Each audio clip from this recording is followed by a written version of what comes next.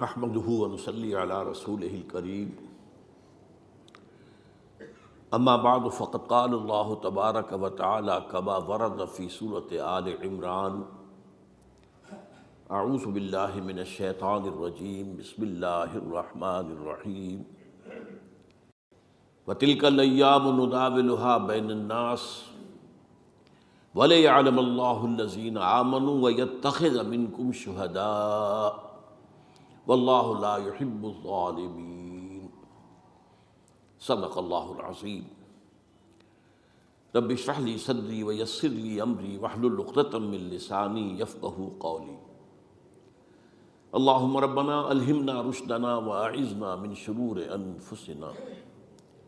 اللہم ارنا الحق حقا وارزقنا اتباعہ وارنا الباطل باطلا وارزقنا اجتنابہ۔ اللہم وفقنا ان نجاہد فی سبیلک باموالنا وانفسنا۔ اللہم ارزقنا شہادۃ فی سبیلک آمین یا رب العالمین۔ جمعہ 9 جنوری سے ہمارے ہاں ایک موضوع پر گفتگو شروع ہوئی ہے، اس لیے کہ ایک دن پہلے عاشورہ تھا، تو اس میں شہادت حسین رضی اللہ تعالی عنہ، اس کا ذکر جو ہے آپ کو معلوم ہے کہ 10 دن سے تواتر کے ساتھ ہمارے سارے ذرائع ابلاغ کے ذریعے ہو رہا تھا۔ تو میں نے سب سے پہلے یہ بات آپ کے سامنے رکھی کہ شہادت کا لفظ قرآن مجید میں مقتول فی سبیل اللہ کے لیے آیا ہی نہیں، سوائے ایک آیت کے جہاں امکان پیدا ہوتا ہے، وہاں بھی یقین کے ساتھ نہیں۔ قرآن کا فلسفہ شہادت کیا ہے؟ گواہی دینا، اللہ کی توحید کی گواہی، محمد کی رسالت کی گواہی، دے تو بھی محمد کی رسالت کی گواہی، جیسے اقبال نے کہا، قرآن کی حقانیت کی گواہی۔ اور یہ گواہی اپنے قول سے بھی، اپنے عمل سے بھی، اور انفرادی سطح پر بھی، اجتماعی سطح پر بھی، یہ 4 ڈائمنشن، قول سے گواہی، عمل سے گواہی، آپ کا عمل ثبوت دے کہ آپ واقعی اللہ پر ایمان رکھتے ہیں، آپ واقعی محمد پر ایمان رکھتے ہیں، آپ واقعی قرآن پر ایمان رکھتے ہیں صلی اللہ علیہ وسلم۔ تو قولی گواہی، عملی گواہی، پھر انفرادی گواہی، اجتماعی گواہی، آپ کی سیرت و کردار گواہی دے رہی ہو کہ آپ محمد کے ماننے والے اور اللہ کے چاہنے والے ہیں، اور آپ کا نظام زندگی گواہی دے کہ آپ واقعتاً اللہ کے بھیجے ہوئے دین حق کے پیروکار ہیں۔ یہ ہے شہادت علی الناس، جس کے لیے انبیاء بھیجے گئے، جس کے لیے رسول بھیجے گئے، اور جو ختم نبوت کے بعد امت مسلمہ کی اجتماعی ذمہ داری قرار پائی۔ وَكَذَلِكَ جَعَلْنَاكُمْ أُمَّةً وَسَطًا لِتَكُونُوا شُهَدَاءَ عَلَى النَّاسِ وَيَكُونَ الرَّسُولُ عَلَيْكُمْ شَهِيدًا۔ ہم نے تمہیں امت وسط بنایا ہی اس لیے ہے تاکہ تم لوگوں پر گواہ بنو، وہی گواہی انفرادی، اجتماعی، قولی، عملی، اور ہمارے رسول صلی اللہ علیہ وسلم تم پر گواہ بن جائے۔ تو یہ ہے فلسفہ، اصل میں قرآن کا فلسفہ شہادت یہ ہے۔ ہوتا یہ ہے کہ ایک لفظ کسی اور معنی میں زیادہ مشہور ہو جائے تو اصل معنی جو ہے وہ پس منظر میں چلے جاتے ہیں، وہ ذہن سے نکل جاتے ہیں۔ شہادت کا یہ مفہوم سامنے ہے ہی نہیں، شہادت کا مفہوم مقتول فی سبیل اللہ، حال یہ ہے، یہ نوٹ کر لیجئے۔ قرآن مجید میں بھی ایک آیت جو میں نے آج پڑھی ہے آپ کے سامنے، ایک آیت سورہ آل عمران کی ہے، آیت نمبر 140، اس میں اس کا امکان ہے کہ اللہ کی راہ میں قتل ہونے والے کو شہید قرار دیا جائے، اور اس کی بات بھی واضح ہے، جس نے اپنی زندگی میں قولاً عملاً اللہ کی گواہی دی ہو، وہ اگر اسی کام کے لیے قتل ہو جائے تو گویا کہ اب اس کی گواہی مسلم ہو گئی، اب طے ہو گئی، اب اسے یہ خطاب مل سکتا ہے کہ یہ اللہ کا گواہ ہے۔ اس معنی میں یہ آیت جو ہے، آیت نمبر 140 ہے سورہ آل عمران کی، اور اس کا پس منظر کیا ہے؟ مسلمانوں کو عارضی شکست ہو گئی تھی غزوہ احد میں، چرکا لگا تھا، 70 صحابہ شہید ہو گئے تھے، تو لوگوں کے دل زخمی تھے صحابہ کرام کے۔ ظاہر بات ہے حوصلوں میں بھی پستی پیدا ہوتی ہے وقتی طور پر، بر بنائے طب بشری، اور انسان متاثر تو ہوتا ہے۔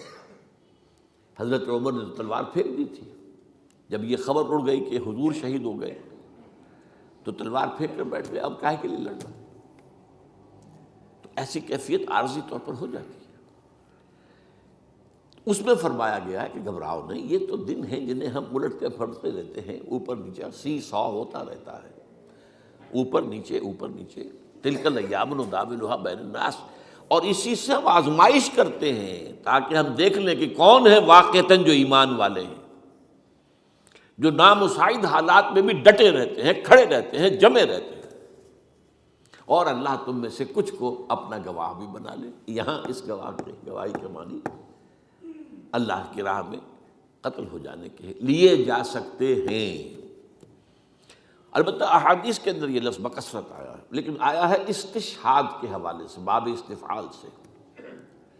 شہدہ یا شہدوں کے معنی تو ہوں گے موجود ہونا، استشہدہ یستشہد استشہاداً، کسی کو گواہ بنا لینا، لیتخذ منکم شہداء، استشہدہ وہ گواہ بنا لیا گیا، اس کی گواہی گویا کہ اللہ کے ہاں قبول ہو گئی۔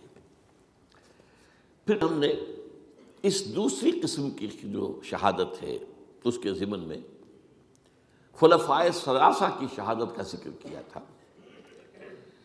اور اس کے تاریخی پس منظر کو سمجھنے کے لیے کہ یہ چیزیں جو ہیں منطقی طور پر یہ لڑیاں ایک دوسرے سے ملی جلی نظر آئیں، معلوم ہو کہ کیا منطقی ربط ہے، تو وہ جو فلسفہ میں نے بیان کیا کہ خود حضور کی سیرت اور قرآن مجید کا بھی اصل فہم حاصل نہیں ہو سکتا جب تک کہ یہ سامنے نہ ہو کہ آپ کی جد و جہد ایک انقلابی جد و جہد تھی، اور آپ نے بالفعل ایک انقلاب برپا کیا، نظام قائم کیا، کہاں وہ قبائلی زندگی، کہاں مرکزی نظام کے تحت زندگی، وہ سارا کا سارا جو دین حق کا نظام ہے وہ نافذ، اللہ کی حاکمیت، پوری شریعت محمدی کا نفاذ، یہ کارنامہ ہے محمد رسول اللہ کا صلی اللہ علیہ وسلم۔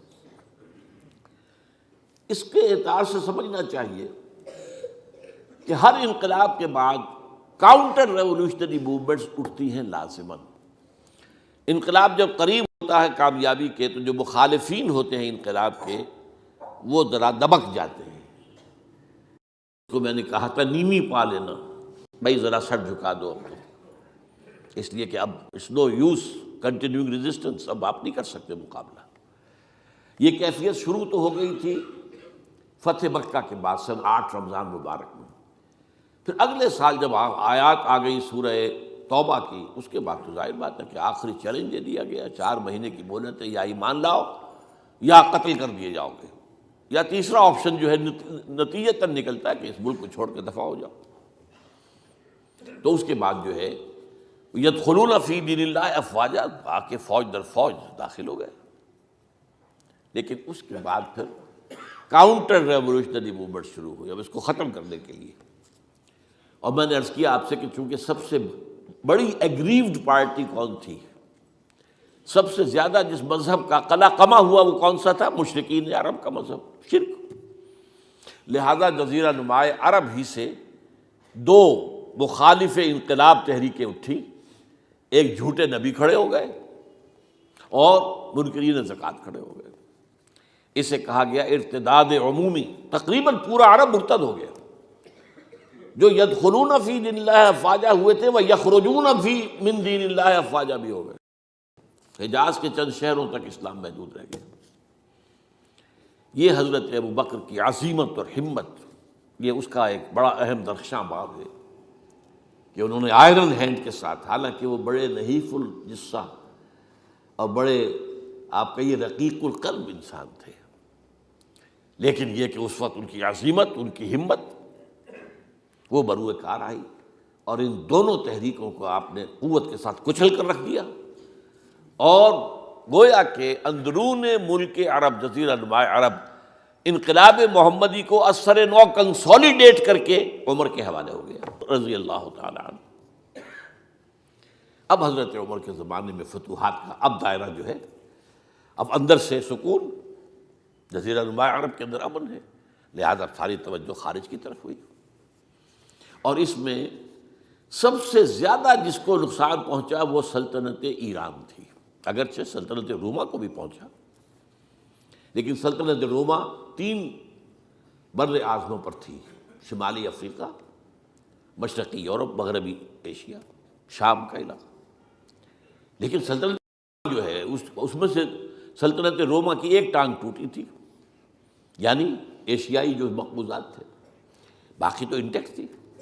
ایران جو ہے تہس نہس ہو گیا، ختم ہو گیا۔ یزدگرد نے حضور کے نامہ مبارک کو چاک کیا تھا تو آپ نے فرما دیا تھا اس نے میرا خط نہیں چاک کیا، اپنی سلطنت کے پرزے اڑا دی۔ اب اس کی ظاہر بات ہے کہ اس پر جو اب وہاں سے جو کاؤنٹر ریولوشنری موومنٹ آیا وہ ایرانین نیشنلزم کا تھا۔ ابو لولو فیروز اور اس کے پیچھے ہرمزان، یہ ایرانی سازش تھی جس نے کہ حضرت عمر کو شہید کیا رضی اللہ تعالی، مسجد کے اندر نماز پڑھتے ہوئے 6 وار کیے۔ تیسری چیز جو بہت زیادہ جسے گزند پہنچا تھا وہ بطور مذہب یہودیت تھی۔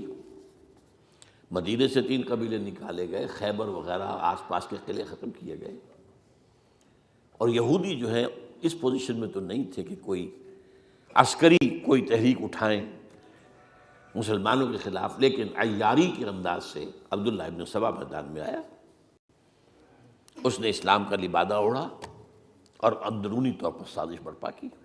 میں اس کی بات میں پچھلی مرتبہ عرض کر چکا ہوں، جس کے نتیجے میں حضرت عثمان شہید کیے گئے رضی اللہ تعالی عنہ۔ یہ دوسری شہادت ہو گئی۔ یہ گویا کہ دونوں شہادتیں جو ہوئی ہیں یہ کاؤنٹر ریولوشنری موومنٹس تھی۔ اب آج کا میرا موضوع ہے شہادت علی رضی اللہ تعالی عنہ۔ اصل میں حضرت علی رضی اللہ تعالی عنہ کی شہادت بھی اسی الفتنۃ الکبریٰ کا تسلسل ہے۔ وہ جو عبداللہ ابن سبا کا پیدا کردہ عظیم ترین فتنہ تھا، اسی کا ایک نتیجہ حضرت علی کی شہادت بھی ہے، لیکن وہ بات ذرا تفصیل سے سمجھنی ہوگی، اور اس کے لیے میں ممنون احسان ہوں۔ حال ہی میں ایک کتاب چھپی ہے، ڈاکٹر سید رضوان علی ندوی، وہ محقق ہیں تاریخ کے، انہوں نے بڑی تاریخی تحقیق کے بعد جو باتیں بیان کی ہیں وہ میں آپ کے سامنے رکھ رہا ہوں۔ عرب میں جنوب مغرب کی کونے میں جہاں یہ یمن بھی آباد ہے، اس کے اوپر نجران ہے، اسی علاقے میں یمامہ کا علاقہ کہلاتا ہے۔ یہاں ایک قبیلہ آباد تھا بنو تمیم۔ یہ جو لوگ تھے بڑے کرخت مزاج، جنگجو، اکھڑ، ضدی، اور جس بات کو ایک دفعہ مان لے اس پر اڑ جانے والے اور مر مٹنے والے۔ یہیں سے فتنہ پہلا اٹھا تھا، سب سے بڑا جو نئے جھوٹے نبی کھڑے ہوئے تھے ان میں سب سے بڑا تو مسیلمہ کذاب تھا، یہی تو علاقہ تھا، اور اس کے خلاف اس فتنے کی سرکوبی میں کتنے صحابہ، 1200 صحابہ ایک جنگ کے اندر شہید ہوئے، جن میں 500 جو ہیں وہ حفاظ تھے رضی اللہ تعالیٰ عنہ اجمعین۔ تو یہ لوگ جو یہ تھے بڑے زوردار تھے۔ اس قبیلے کے بارے میں حضرت عمر رضی اللہ تعالیٰ عنہ نے ایک بڑی عجیب حکمت عملی اختیار کی۔ ان کو وہاں سے اکھاڑ کر اور ایران کی سرحدوں پر آباد کر دیا، اب جہاں پر جہاد ہو رہا تھا، تاکہ ان کے اندر جو یہ جنگجوئی ہے یہ اب اس مقصد کے لیے استعمال ہو، اب وہ دارالاسلام کی توسیع کے مقصد کے لیے استعمال ہو، اور وہ ہوئی۔ حضرت عمر نے 2 چھاؤنیاں بنائی تھیں رضی اللہ تعالیٰ، کوفہ اور بصرہ، کیونکہ ظاہر بات ہے کہ اب جو اسلام کا دائرہ پھیل رہا تھا اور اسلامی حکومت پھیل رہی تھی، اور زیادہ تر جو ہے مشرق کی طرف پھیل رہی تھی، ایران اور خراسان وغیرہ کی طرف، تو اب مدینے سے اس کا کنٹرول اتنا آسان نہیں تھا، فاصلہ تھا، تو چھاؤنیاں بنائیں تاکہ یہ اس سرحد کے اوپر یہ موجودہ مرکز رہے، یہاں فوجیں موجود رہیں، کہیں کوئی بغاوت ہو تو اس کو کچلنے کے لیے وہ قوت فوری طور پر دستیاب ہو سکے۔ یہ لوگ ہیں کہ جو عبداللہ ابن سبا کی فتنے سے سب سے زیادہ متاثر ہوئے. ان کی مزاج میں وہ کجی تو تھی نا. حضرت عمر بھی ان کا جو ایک مضبوط کنٹرول تھا انہیں دبائے رکھا ہے، اور ان کا رخ جو ہے ایک دوسری طرف موڑ کر اس سے اسلام کو فائدہ پہنچایا. لیکن اس کے بعد جب فتنہ جو آیا یہ عبداللہ ابن سبا، تو سب سے بڑھ کر یہی لوگ اس کے ماننے والے، اور انہی میں سے وہ لوگ تھے جنہوں نے جانیں بھی دے دی ہیں، جنہیں حضرت علی نے زندہ جلایا ہے، اس لیے کہ وہ کہتے تھے کہ علی خدا ہے. اے علی تم خدا ہو، تم ہمیں آگ میں جلا رہے ہو، یہ تو تم ہمارا امتحان لے رہے ہو. وَلَنَبْلُوَنَّكُمْ بِشَيْءٍ مِّنَ الْخَوْفِ وَالْجُوعِ وَنَقْصٍ مِّنَ الْأَمْوَالِ وَالْأَنفُسِ وَالثَّمَرَاتِ. اب وہ اس آیت کو اپنے اوپر منطبق کر رہے ہیں. تو یہ جو کرخت لوگ تھے، انہوں نے در حقیقت جو ہے عبداللہ ابن سبا کے کردار میں سب سے بڑا رول پلے کیا، اور انہی کے ہاتھوں حضرت عثمان شہید ہوئے رضی اللہ تعالی. اور اس کے بعد انہوں نے حضرت علی رضی اللہ تعالیٰ عنہ کو اپنے گھیرے میں لے لیا، کیونکہ انہی کی کثیر تعداد موجود تھی مدینے میں جب حضرت عثمان شہید ہوئے. اس کے بعد اب ظاہر بات ہے کہ کوئی نہ کوئی تو خلیفہ ہونا چاہیے تھا. حضرت طلحہ سے کہا گیا، انہوں نے معذرت کر لی. حضرت زبیر سے کہا گیا، انہوں نے معذرت کر لی. اب ظاہر بات ہے کہ حضرت علی آخر امت کو چھوڑا تو نہیں جا سکتا تھا بغیر امام کے. انہوں نے قبول کر لی، اگرچہ حضرت حسن روکتے رہے کہ ابا جان یہ ان لوگوں کی بیعت جو ہے آپ قبول نہ کیجیے. حضرت حسن تو ان میں سے ہے جو حضرت عثمان کے دروازے پر کھڑے تھے پہرے دار کی حیثیت سے، حسن اور حسین رضی اللہ تعالیٰ عنہ. انہیں تو معلوم تھا فتنہ جو کون لوگ ہیں. اس کے بعد حضرت علی رضی اللہ تعالیٰ عنہ نے اسی حکمت سے، جس حکمت کے تحت حضرت عمر نے یہ چھاونیاں آباد کی تھیں، دارالخلافہ بھی مدینے سے کوفہ منتقل کر دیا تاکہ پورے عالم اسلام کو کنٹرول کیا جا سکے اس مرکز کے ساتھ. اس کا نتیجہ یہ نکلا کہ اب گویا کہ حضرت علی کے گرد ان لوگوں کا گھیراؤ مکمل. کوفے میں یہی تو آباد تھے، کوفی یہی تو تھے. حضرت عمر نے انہیں لا کے یہاں آباد کیا تھا. جب حضرت علی نے کوفے کو اپنا دارالخلافہ قرار دیا تو گویا کہ ان کا پھر عمل دخل بہت بڑھ گیا. ایک طریقے سے یوں کہا جا سکتا ہے کہ انہوں نے اب حضرت علی رضی اللہ تعالیٰ عنہ کو اپنے محاصرے میں لے لیا. چنانچہ جنگ جمل کے موقع پر یہ ہوا ہے کہ صلح ہو گئی تھی. حضرت عائشہ رضی اللہ تعالیٰ عنہ کے جو نمائندے تھے اور ادھر سے حضرت علی، صلح ہو گئی تھی. طے ہو گیا تھا کہ ہاں قاتلین عثمان کو جو ہے اس کو سزا دی جائے گی، قصاص لیا جائے گا حضرت عثمان کی قتل کا. لیکن ان لوگوں نے 10,000 آدمی کھڑے ہو گئے کوفے کے اندر، ہم سب قاتل ہیں عثمان کے، لوگ قصاص ہم سے اگر لے سکتے ہو. جس کے نتیجے میں اور انہوں نے جنگ شروع کر دی. اور جب جنگ شروع ہو جائے تو پھر اس کے بعد تو کوئی نہیں دیکھ سکتا کیوں شروع ہوئی، کیسے شروع ہوئی، کس نے شروع کی. اب تو یا مارو یا مرو، دو ہی باتیں ہوتی. 10,000 مسلمان ایک رات میں شہید ہوئے جنگ جمل میں. اب اس کے بعد حضرت علی رضی اللہ تعالیٰ عنہ کی خلافت جو ہے حضرت امیر معاویہ نے ماننے سے انکار کر دیا. جب تک قاتلین عثمان کو سزا نہیں دیتے ہم بیعت نہیں کریں گے. یہ نہیں کہ دعویٰ کیا ہو کہ میں خلافت کا حقدار ہوں، یہ نہیں، لیکن یہ کہ آپ کو ان کو سزا دینی چاہیے. اب یہ تھا وہ مخمصہ جس میں حضرت علی رضی اللہ تعالیٰ عنہ وہ فرماتے تھے تم میرا ساتھ دو تو میں ان قاتلین عثمان سے سزا جو ہے ان کو سزا دے سکتا.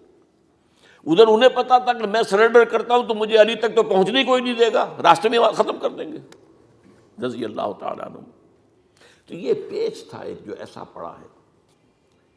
اب اس میں جب حضرت معاویہ اور حضرت علی کے مابین فیصلہ کن جنگ ہوئی، جنگ صفین جسے کہتے ہیں، جس میں 70,000 مسلمان ایک دوسرے کی تلواروں، تیروں، نیزوں سے قتل ہوئے. اس موقع پر حضرت معاویہ کی طرف سے ایک آفر آئی.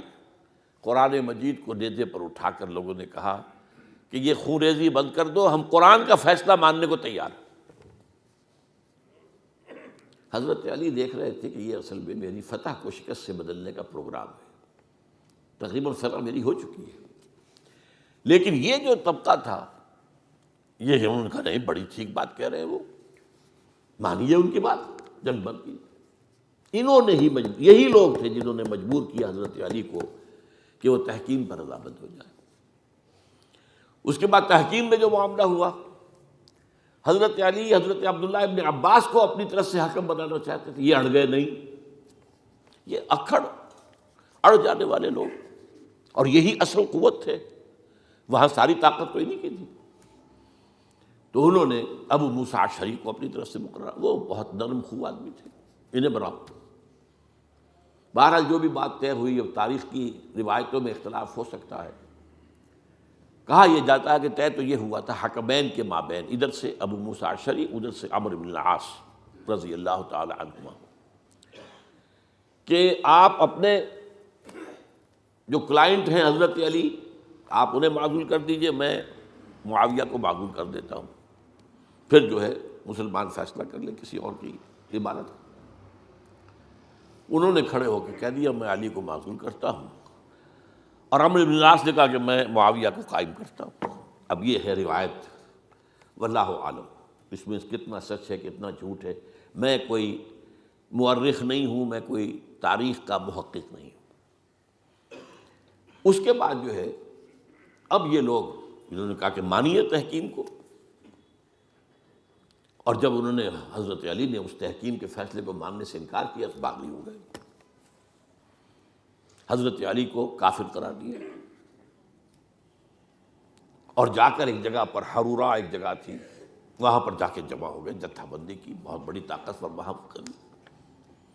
انہوں نے طے کیا کہ علی بھی کافر ہو گیا، معاویہ بھی کافر ہو گیا، عمرو بن العاص بھی کافر ہو گئے، سب کافر ہیں۔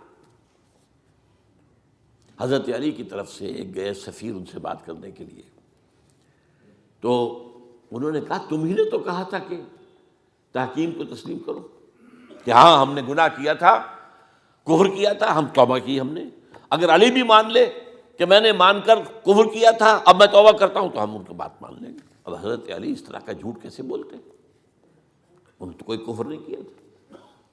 بہرحال انہوں نے پھر بھی نرمی برتی کہ دیکھو اگر تم کوئی خونریزی نہیں کرو گے، فساد نہیں مچاؤ گے تو میں تمہیں کچھ نہیں کہوں گا، لیکن وہ اپنی ان شرارتوں سے بعد نہیں آئے۔ تو پھر تیسری جو بڑی جنگ ہوئی ہے ان جنگوں میں، جنگ نہروان کہلاتی ہے، حضرت علی کی جنگ خوارج کے ساتھ، جس میں 4000 خارجی جو ہیں وہ قتل ہوئے۔ اور یہ بات اب آپ نوٹ کر لیجئے کہ یہ لوگ جیسا کہ اکھڑ بھی تھے لیکن اپنی بات پر ڈٹ جانے والے تھے، لیکن ساتھ ہی دیندار بھی تھے، نمازی اور روزہ دار بھی تھے۔ یہ اس طرح کے لوگ نہیں تھے کہ جو فاسق اور فاجر ہو، بس یہ مزاج کا ایک ہے، جو بات دل میں بیٹھ گئی اڑ گئے۔ تو یہ اصل میں انہوں نے پھر فیصلہ کیا کہ اور تو ہمارے بس میں اب کچھ نہیں ہے، ان تینوں کو قتل کر دیا جائے، علی کو بھی اور معاویہ کو بھی اور عمرو بن العاص کو بھی۔ تو ایک جگہ ان کی سازش ہوئی، 3 آدمی معین ہو گئے، ایک ہی وقت کا طے فیصلہ ہو گیا، فلاں تاریخ کو فجر کے وقت تم جاؤ، وہ تم کوفے کی جامع مسجد میں، جب علی نماز جماعت کرا رہے ہو خنجر مارو انہیں۔ اور یہ اس کا نام ابن ملجم تھا، خارجی، یہ وہی لوگ بنو تمیم کے لوگ۔ دوسرا جو تھا وہ دمشق میں حضرت معاویہ کو قتل کرنے شہید کرنے کے لیے پہنچ گیا۔ تیسرا مصر پہنچ گیا حضرت عمرو بن العاص کو۔ اب یہ بات اللہ کی طرف سے ہے، یہ تو اس کی مشیت ہے، اس کا فیصلہ ہے۔ حضرت علی پر وار کارگر ہوا، اب شہید ہو گئے۔ حضرت معاویہ پر وہ وار ذرا اوچھا پڑا، زخمی تو ہوئے لیکن آپ کی جان بچ گئی۔ عمرو بن العاص اس روز مسجد میں کسی معذوری کی وجہ سے، عذر کی وجہ سے فجر میں آ ہی نہیں سکے، لہذا حضرت علی کی شہادت ہو گئی۔ اب یہ ہے اصل پس منظر، کن لوگوں نے کیا شہید، اصل میں وہ سمجھ لینے کی بات ہے۔ یہ خوارج نے شہید کیا، لیکن خوارج کا فتنہ سبائی فتنے ہی کا آف شوٹ ہے، اسی کے ذیل میں ہے، اسی کی ایک شاخ ہے، اسی کا ایک نتیجہ ہے۔ یہ خوارج جو ہے بعد میں بھی ان کی مسلسل جو ہے وہ جنگیں رہی ہیں۔ بہرحال اس صورتحال کو یہ سمجھ لیجئے کہ یہ خلفائے ثلاثہ رضی اللہ تعالی عنہ، حضرت عمر شہید، عثمان شہید، علی شہید۔ عجیب بات ہے کہ تینوں کا نام عین سے شروع ہوتا ہے، عمر عین سے، عثمان عین سے، علی عین سے، تینوں شہید ہوئے ہیں۔ لیکن یہ کہ یہ ہے تاریخی پس منظر۔ اب اس کے بعد میں صرف آپ کو چند اشارے دوں گا، میں نہیں چاہتا کہ اس سے آگے کوئی تفصیل سے گفتگو ہو۔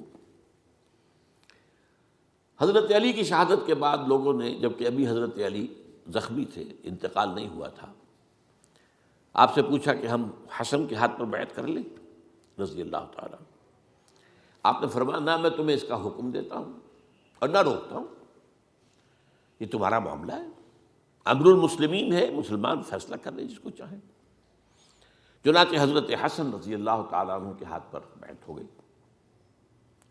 اب معاملہ ٹھہرا حضرت حسن اور حضرت معاویہ کے مابین۔ 6 ماہ خلافت رہی ہے حضرت حسن کی رضی اللہ تعالیٰ عنہ، اور میں انہیں 5واں خلیفہ راشد مانتا ہوں۔ ابو بکر، عمر، عثمان، علی، حسن، انہوں نے کوئی اپنی قوت سے خلافت حاصل نہیں کی تھی، بلکہ مسلمانوں نے انہیں خلیفہ بنایا تھا۔ لیکن یہ اس قدر صلح جو انسان تھے، بہت نرم طبیعت کے انسان، جب انہوں نے دیکھا کہ یہ تو پھر خوریزی کا معاملہ ہو رہا ہے۔ ابھی معاویہ کے پاس 40,000 کا لشکر تھا، ان کے پاس بھی بڑا لشکر موجود تھا، بلکہ 40,000 ان کے پاس تھا، حضرت معاویہ کے پاس اس سے بڑا تھا۔ انہوں نے صلح کر لی حضرت معاویہ سے رضی اللہ تعالیٰ، اور وہ حدیث ان کے حق میں جو ہے پیشن گوئی تھی وہ پوری ہو گئی کہ حضور نے فرمایا تھا میرا یہ بیٹا مسلمانوں کے 2 گروہوں کے مابین صلح کرائے گا۔ یہ سن 41 ہجری کا واقعہ ہے، جب صلح ہو گئی اور حضرت حسن دستبردار ہو گئے اور امیر معاویہ کو اب خلیفہ تسلیم کر لیا گیا۔ اس کو عام الجماعہ کہتے ہیں، یعنی وہ انتشار اور تفرقہ جو سبائی فتنے سے شروع ہوا تھا، اگرچہ اس کا نقطۂ آغاز تو بالفعل بنا شہادت عثمان، پھر وہ جنگ جمل اور جنگ صفین اور جنگ نہروان، اور اس کا ایک نتیجہ جو نکلا وہ کیا تھا کہ اسلامی حکومت کی حدود کی جو توسیع ہو رہی تھی وہ عمل رک گیا۔ وہ تو خلفائے ثلاثہ، اب یہ ثلاثہ میں گن رہا ہوں، حضرت ابوبکر، حضرت عمر، حضرت عثمان، ان کے دور میں ساری توسیع ہوئی، فتوحات ہوئی۔ حضرت علی کا دور جو ہے سارا خانہ جنگی کی نظر ہو گیا۔ وہ خلیفہ راشد ہیں، اس میں کوئی شک نہیں ہے، بہت عظیم شخصیت ہے، ہمارے نزدیک صحابہ کرام میں سوائے 3 کے سب سے بڑھ کر ہیں، سب سے افضل ہیں۔ ہاں ابو بکر، عمر، عثمان ان سے افضل ہیں ہمارے نزدیک۔ خلافت جو ہے خلفاء کے مابین ترتیب فضیلت جو ہے وہ ترتیب خلافت کے مطابق اہل سنت کے نزدیک، لیکن باقی ہزاروں صحابہ میں تو سب سے اونچے ہیں۔ اس حوالے سے حضرت علی کا کوئی قصور نہیں ہے رضی اللہ تعالیٰ، ان کی کوئی کوتاہی نہیں ہے، انہیں خلافت ملی ہی ایسے پرفتن دور میں ہے۔ اگر کہنا جو ہے اگرچہ روکا گیا ہے کہ یہ کلمہ لو مت استعمال کیا کرو، اگر یوں ہوتا تو یوں ہو جاتا، لیکن یہ کہ بہرحال ہمارا سوچنے کا ایک انداز ہے، اگر حضرت علی کو اول دور میں خلافت ملی ہوتی تو ان کے کچھ اور نتائج اور ہوتے۔ اب یہ پرفتن دور کے اندر خلافت ملی، خانہ جنگی ہو رہی ہے، اور جو حالات میں نے آپ کو بتائے ہیں، ظاہر بات ہے کہ وہ دور جتنا نہ ذرائع آمد و رفت ایسے تھے، نہ ذرائع مواصلات ایسے تھے، نہ کمیونیکیشنز ایسی تھیں، وہ تو یوں سمجھیے کہ دارالخلافہ کے اندر کے حالات جو ہیں بس وہیں پر فیصلہ ہو رہا تھا، یا پہلے مدینے میں ہوا، حضرت عثمان شہید ہوئے، اور یا پھر کوفے میں ہو گیا۔ وہ تو اصل جو بھی طاقت اس مرکز کے اندر جس کے پاس طاقت تھی اسی نے جو بھی اپنا فیصلہ ہے وہ منگا لیا۔ بہرحال یہ جو حضرت حسن نے مصالحت کی ہے، جس کی بنا پر ہم تو انہیں سلام کرتے ہیں، ان کا احترام کرتے ہیں، انہوں نے خانہ جنگی ختم کی، فساد جو ہے اس کی جڑ کاٹ دی، تعامل جماعت ہو گیا، اب امن ہو گیا۔ اور نوٹ کیجئے اس کے بعد 20 برس تک امیر معاویہ کی حکومت رہی ہے، 20 برس، اور کامل امن رہا ہے۔ اس میں یہ بھی ہے کہ ان کے تدبر کو بھی دخل حاصل تھا، یہ بھی ہے کہ انہوں نے کچھ طاقت کا استعمال بھی کیا، یہ بھی ہے کہ انہوں نے دل جوئیاں بھی کی لوگوں کی، لوگوں کو جس کو ہم کہتے ہیں مؤلفۃ القلوب، جو زکوٰۃ کے مصارف میں شامل ہے، کچھ لوگوں کی کوشش کے شر سے اس کو روکنے کے لیے ان کو جو ہے کچھ زکوٰۃ میں سے پیسہ دیا جائے وغیرہ وغیرہ، مؤلفۃ القلوب، تالیف قلب کے لیے۔ بہرحال نتیجہ یہ ہے، تاہم یہ جان لیجیے کہ حضرت معاویہ صحابی رسول ہیں، ہم ان کو تسلیم کرتے ہیں، لیکن ان کی خلافت کو خلافت راشدہ ہم نہیں مانتے، اس لیے کہ وہ انہوں نے اپنی طاقت سے حاصل کی ہے۔ میں نے اسی لیے کہا حضرت حسن رضی اللہ تعالیٰ عنہ کی خلافت خلافت راشدہ ہے، لیکن حضرت معاویہ کی خلافت خلافت راشدہ، اگرچہ اس میں عمل رہا، اور وہ جو عمل رک گیا تھا، وہ جو مزید توسیع دارالاسلام کی، وہ دوبارہ شروع ہو گیا، خراسان کی طرف پیش قدمی شروع ہو گئی۔ ادھر پہلا بحری بیڑا بنایا حضرت معاویہ نے رضی اللہ تعالیٰ عنہ، اور یہ بحیرہ روم کے بعد جزائر کو فتح بھی کیا۔ انہی کے زمانے میں مسلمان فوجیں جو ہیں استنبول تک پہنچ گئی، قسطنطنیہ تک، قسطنطنیہ کی فصیل تک پہنچ گئے، اگرچہ فتح نہیں ہو سکا قسطنطنیہ اس وقت، وہ تو بعد میں کئی سو سال بعد ترک جو خلیفہ تھا اس کے ہاتھوں فتح ہوا، محمد فاتح، لیکن یہ کہ باہر پہنچ گئے تھے وہاں تک، یہ عمل بھی شروع ہو گیا۔ لیکن انہی لوگوں نے حضرت حسن کو گالیاں دی اس کام پر کہ تم نے صلح کیوں کی، امیر الکافرین کہا، امیر المنافقین کہا، اور انہیں خطاب یا عار المومنین، اے مومنوں کے لیے عار کا اور شرم کے باعث، اور ان کے خیمے پر حملہ کیا، اسے جلایا، ان کی جان کے در پہ تھے کہ تم نے صلح کیوں کی۔ یہ اکھڑ لوگ، یہ لوگ، اس کے بعد میں صرف اشارہ کر رہا ہوں، یہی لوگ تھے اصل میں جو 20 برس کے بعد پھر جو حادثہ سانحہ کربلا ہوا ہے اس کا مین کردار یہ تھے۔ صرف چند جملے اس وقت کہوں گا، سانحہ کربلا پر میرا کتاب جو موجود ہے وہ آپ پڑھیے۔ حضرت معاویہ رضی اللہ تعالیٰ عنہ کو مغیرہ ابن شعبہ ایک بزرگ صحابیوں میں سے تھے، انہوں نے مشورہ دیا کہ دیکھیے آپ کی خلافت سے پہلے 4 برس تک خانہ جنگی رہی، 1 لاکھ کے قریب مسلمان ایک دوسرے کی تلواروں سے ختم ہو گئے۔ اب اگر وہ زمانہ گزر گیا، کبار صحابہ تو فوت ہو چکے، بڑے صحابہ تو گئے، اب تو یہ 9 مسلم جو فتح کے بعد ایمان لائے یا اس کے بعد ایمان لائے جبکہ سورہ توبہ کی آیات نازل ہو گئی، اب تو یہ لوگ، یا پھر اب نئے لوگ جو مفتوحہ علاقے میں ایمان لا رہے ہیں، مسلمان ہو رہے ہیں۔ لہٰذا اب وہ جو مسلمانوں کا ایک نظام خلافت راشدہ کا تھا، اگر اس کے پیچھے کسی مضبوط قبیلے کی طاقت نہ ہو تو وہ مرکزیت قائم نہیں رکھ سکے گا، لہٰذا آپ یزید کو اپنا ولی عہد مقرر کر دیں۔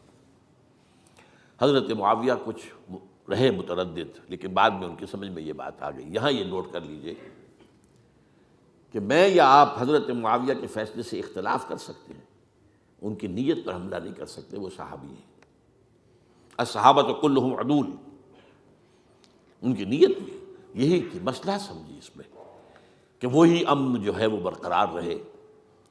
اس وقت جو ہے کچھ تھے ہمارے جو اس وقت اگرچہ وہ صغار صحابہ میں شمار ہوتے تھے، لیکن اب وہ کبار تھے، وہ کھڑے ہو گئے کہ آپ یہ کام غلط کر رہے ہیں، یہ قیصریت اور کسرویت جو ہے اس کا آغاز کر رہے ہیں۔ اور یہ کون لوگ تھے؟ اب دیکھیے ترتیب، ابو بکر کے بیٹے عبد الرحمن، عمر کے بیٹے عبداللہ ابن عمر، عباس کے بیٹے عبداللہ ابن عباس، زبیر کے بیٹے عبداللہ ابن زبیر، علی کے بیٹے حضرت حسین۔ حضرت حسن فوت ہو چکے تھے کیونکہ یہ عین وسط میں ہوا واقعہ، 20 سال کے درمیان 10 سال حضرت معاویہ کی حکومت کو شروع ہوئے 10 سال ہو چکے تھے۔ میری جو تحقیق ہے یا مطالعہ اس کے مطابق تو یہ ہے کہ حضرت عثمان نے مصلحت سے، حضرت معاویہ نے مصلحت سے کام لیا اور ان پر جبر نہیں کیا، لیکن انہی ندوی صاحب نے کچھ لکھا ہے کہ بالجبر بھی ان سے بیعت لے لی، بیعت ولی عہدی، مجھے اس سے اختلاف ہے۔ یہ حضرات ایسے نہیں تھے کہ جو بالجبر بیعت کرنے والے ہوں، میں اس کو ماننے کو تیار نہیں ہوں۔ بہرحال یہ میرے نزدیک حضرت معاویہ نے جبر نہیں کیا، زبردستی نہیں کی، لیکن جب حضرت معاویہ کا انتقال ہو گیا، اب جو ہے معاملہ یہ پیدا ہو گیا کہ اب بیعت کریں نہ کریں تو پھر جو ہے باغی شمار ہوگی۔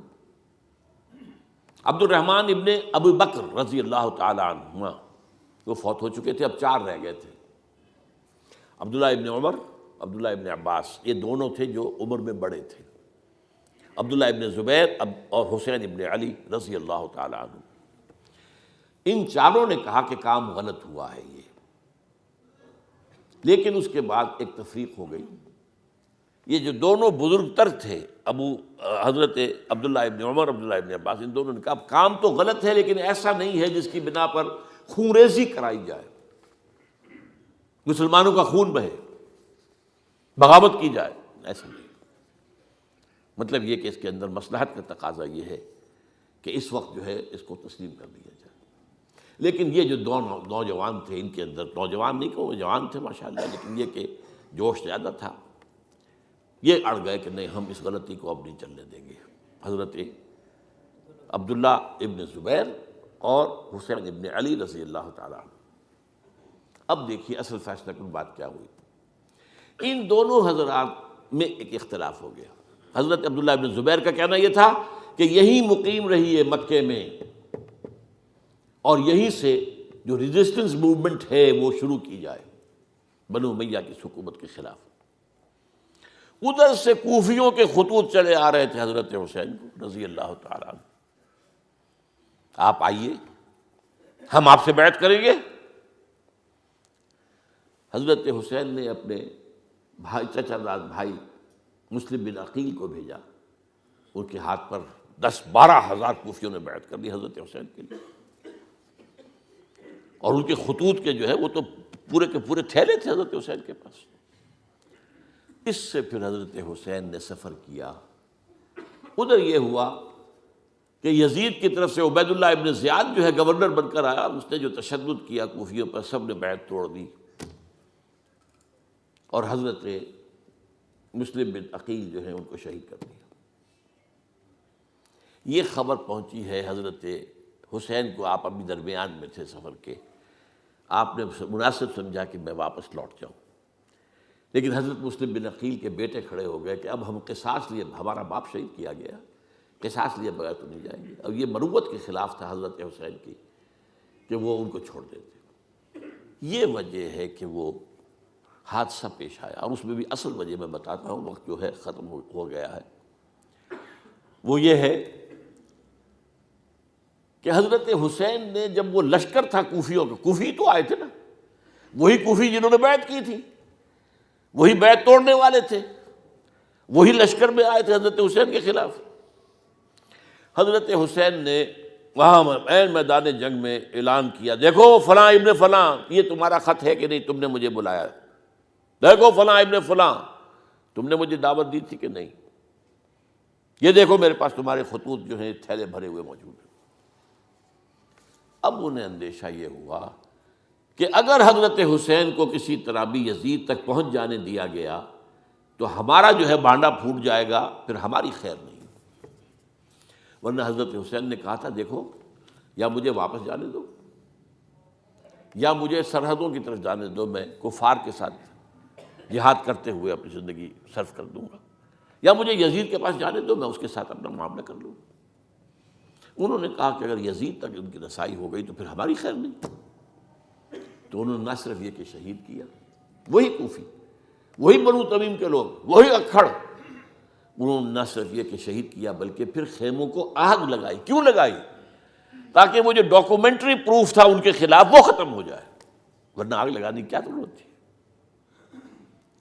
انہوں نے اور تو کوئی نہیں کیا، یعنی وہ کام تو نہیں کیا کہ جو کسی مفتوح کے ساتھ کیا جاتا ہے۔ حضرت حسین کے بیٹے بیمار تھے، حضرت علی بن حسین زین العابدین رحمۃ اللہ علیہ، انہیں شہید تو نہیں کیا۔ جو خواتین تھیں جو ان کی کوئی بے حرمتی نہیں کی۔ یہ نہیں کہا کہ اب یہ تو جیسے کہ خوارج کہتے تھے کہ جو مسلمان کافر ہو گئے ہیں، مسلمان ہیں، ان کے نزدیک کافر ہیں، ان کی بیویاں بھی حلال ہیں ہم پر، وہ تو کنیزیں ہیں، پھر حاصلہ یہ تو نہیں کیا۔ خیمے جلائے اس لیے ہے کہ وہ جو ثبوت تھا ان کے خلاف وہ ختم ہو جائے۔ یہ حادثہ فاجعہ بھی در حقیقت اسی سلسلہ سبائیہ، وہ فتنہ جو ہے اسی کا اس کی ایک کڑی ہے۔ یہ ہے وہ ہماری تاریخ کے جو ہمارا صدر اول ہے، اس میں جو یہ شہادتیں ہوئی ہیں ان کا تاریخی پس منظر۔ آج اسی پر اکتفا کر رہا ہوں۔ اقول قولی ھذا واستغفر اللہ لی ولکم ولسائر المسلمین والمسلمات۔